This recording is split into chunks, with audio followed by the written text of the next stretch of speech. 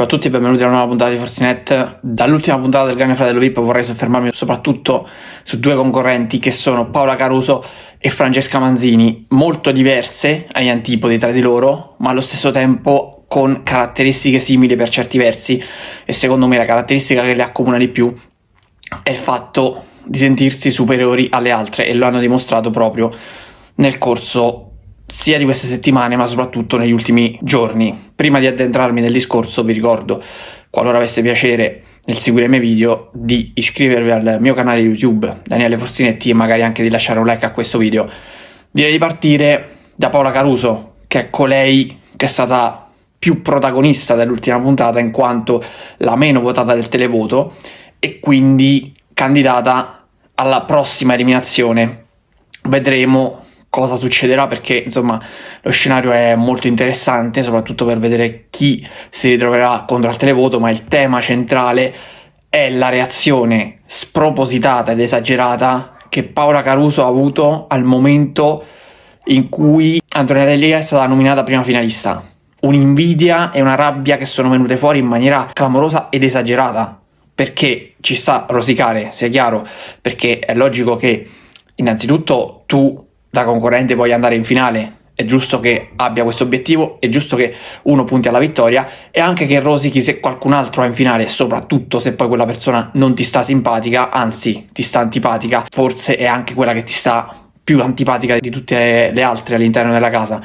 Però avere quella rabbia e dire addirittura l'odio mi sta divorando nei confronti di Antonella Elia mi sembra veramente una roba esageratissima. Voglio dire, si conoscono da 30 giorni, almeno in quel contesto così, perché poi si sono viste anche in altre occasioni e su questo non ci sono dubbi, lo scopriremo anche nel reality The 50 dove c'erano entrambe, però lì non so quali interazioni ci siano state e se ci siano state effettivamente delle interazioni tra di loro. Però voglio dire, si conoscono meglio proprio da pochi giorni, quindi covare e annunciare questo odio così esagerato, che lei ha annunciato ma l'ha anche messo in pratica, perché veramente la reazione è stata troppo esagerata. Ha fatto uno show tutto suo che forse lei pensa possa esserle utile per arrivare in fondo e per vincere degli altri televoti, tant'è che ha detto anche che non si aspettava che uscisse lei in quel televoto con Adriana Volpe e con Alessandra Mussolini, che sono altre due grandi protagoniste della casa di quest'anno, e onestamente già quello ti fa capire che lei è molto presuntuosa e crede molto in se stessa ed è molto esagerata. Poi un'altra cosa che mi ha colpito di Paola Caruso è il fatto che lei abbia detto essere veri, essere se stessi non paga e non porta a nulla. Non è così, nel senso che lei magari è stata vera, perché anche la sua reazione è probabilmente sì esagerata, come ho già detto, e spropositata, però probabilmente è vero che è stata sincera e reale.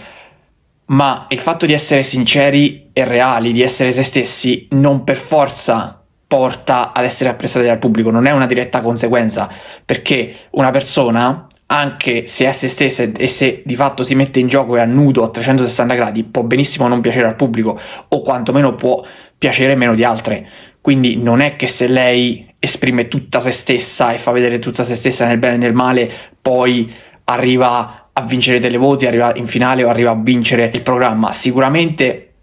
non aveva grandi possibilità di vincere quel televoto a prescindere, perché Adriana Volpe e Alessandra Mussolini erano più forti, l'hanno dimostrato e lo continuano a dimostrare a livello di televoto. Però con la reazione che ha avuto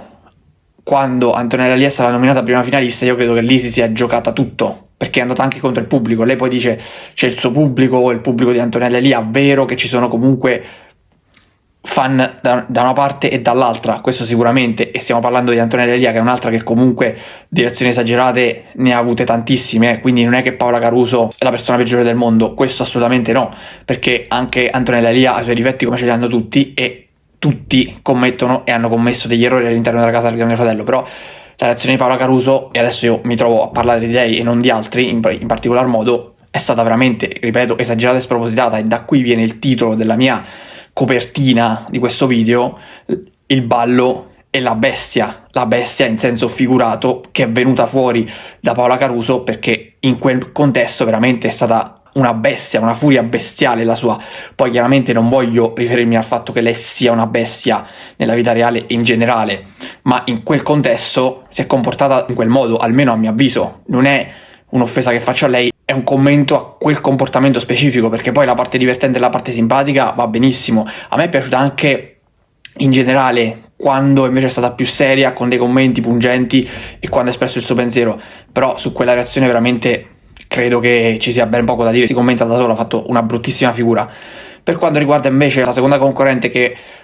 voglio commentare in questo video, si tratta di Francesca Manzini, come avevo annunciato. Ebbene, Francesca Manzini è un'altra che è molto molto egocentrica, è molto egoriferita e soprattutto anche presuntuosa, da quello che ho visto in quelle prove di ballo e non solo, perché tende sempre a far vedere quello che sa fare, a mostrare le sue capacità e soprattutto ad ostentarle. È quella la cosa che mi dà più fastidio di Francesca Manzini, perché ogni volta va a ribadire che lei ha fatto danza, ha fatto canto, ha fatto questo, ha fatto quell'altro. Praticamente è una tuttofare, però secondo me questa roba non dovrebbe ostentarla. Ostenta troppo e si sente appunto superiore, perché nelle lezioni di ballo che stava dando, pur non essendo una professionista, perché non può mettersi a livello di Raimondo Todaro, che è un vero professionista, e di fatto è stato molto umile quando ha approcciato alle coreografie per insegnarle agli altri. Invece Francesca Manzini mi sembra molto molto egoriferita, vuole far vedere quello che sa fare, vuole decidere lei e basta quella che è la coreografia. Per carità, se la coreografa la fa lei, è lei a dettare i ritmi e le movenze, però anche meno, non si tratta di un ballo che va a fare alla Scala, si tratta di un balletto che devi fare simpatico all'interno della casa del Grande Fratello per provare a vincere una prova molto molto banale. Quindi è inutile stare lì ad ostentare le tue capacità, le tue qualità e soprattutto a ribadirle, a sottolinearle ogni volta, che è una cosa che veramente dà fastidio e diventa pesante,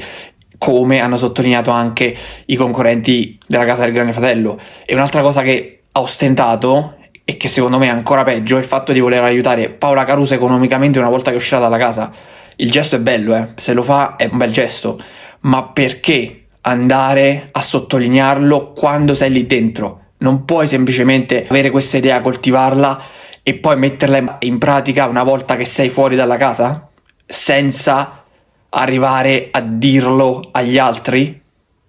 Per me sarebbe stato molto meglio. Voglio dire, la beneficenza si sa, si fa in silenzio,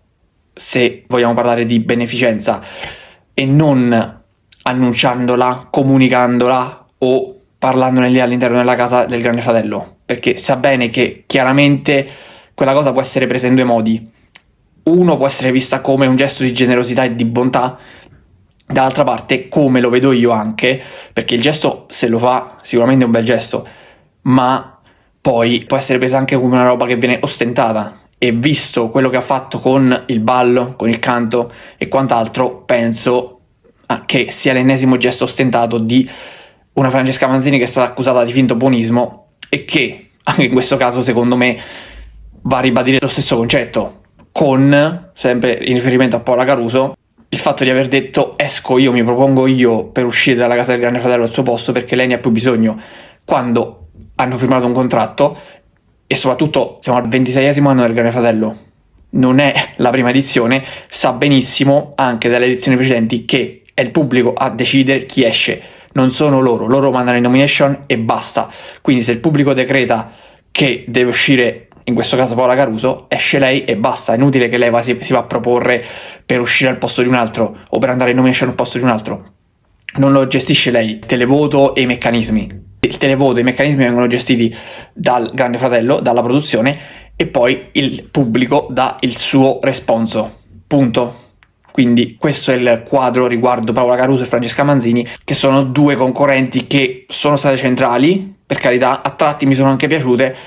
però hanno delle caratteristiche che sicuramente me le fanno apprezzare molto meno, ecco, me l'hanno fatta apprezzare molto meno in queste settimane. Per oggi è tutto, vi do appuntamento alla prossima puntata di Forzinet. Ciao a tutti.